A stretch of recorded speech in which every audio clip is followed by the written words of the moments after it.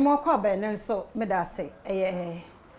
Badwam health tips and I was share asada na kwa my point one ne din sa wo so wa pobodi mu a ho beto yare bia how adwen ya de on to me nsa no okọ very fail ko na say you stroke a endpoint bebo diabetes no me ade me man prostate ne de ya ka bre kono ko check it free oba infections endpoint be show the number was screen as of friend no nene doctor enkasa ene de me wo Frederick Opticals ye boy ye ni no ho ban eno ye kasa Presbyopia wunyini no nko ade wahra no wakotum ti ye di ho komo se be ya ye benyini ti de ne ye beye ene ye courses Dr. Rachel kusi akosa ye mu akwaba Zafia me je so ye da se e de ne courses ade no fine ye nyini no e wo ho de na e de bi omu so yo first of all be ka se sa Presbyopia ye di kan ka se unyini a ene as obi wadi loto no e likely say obetimi ahia obi bebre na so tie bi wo so ntimi nhia mu but on a normal day unyini a e ade a obetimi ahia from 40 years ago you know na one de ntia ne say nipa eni ankasa ye adwuma no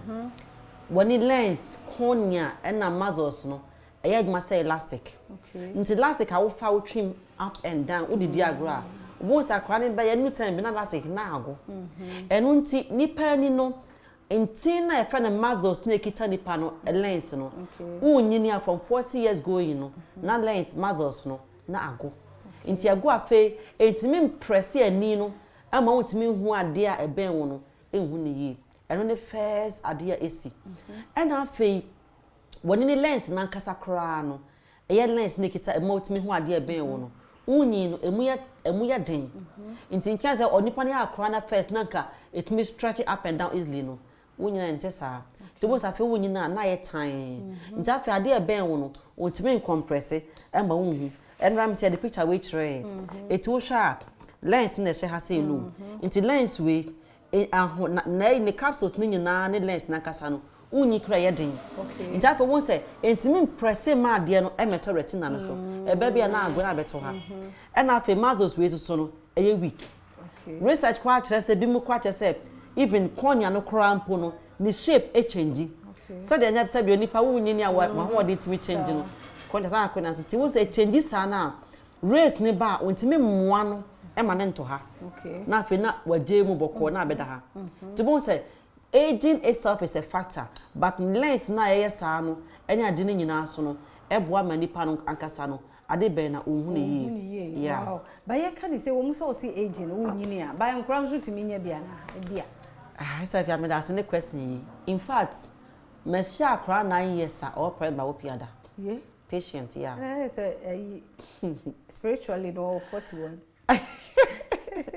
na ono no de si ye ne se bio nani ba ko no ono ane nua de se bi praye e wo nani e ma ne lusu nani ba ko e na ba ko na kaaye no na ho de na ya ho de ne so ofom